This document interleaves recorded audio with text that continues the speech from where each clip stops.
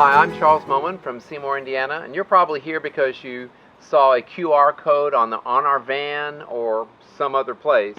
My wife and I just completed a few months ago this 2018 Ford Transit 250 medium roof 148 wheelbase, and we have a rather extensive van build series if you'd like to watch any of that. So in the description below you'll see several things. One will be the link to the playlist, and what I would suggest that you do is when you do that, click on the Van Build series and then click where it says view the full playlist, and that way you'll see all of them and you can see the different topics in case you're interested in one certain thing that we did. And then you may just be interested in a van tour, and I'll put those links down there, but they're episode 69 and 70. 69 is a short version, 70 is a longer version. And what we're doing now is we've now gone on our longest trip, just got back from Colorado and Utah, 3-week trip, headed to Tennessee here in a couple weeks. And so we are doing some modifications, still, nothing huge, but still some tweaks.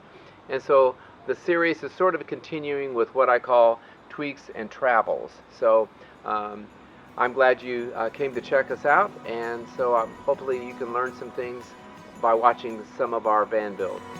Thanks for watching.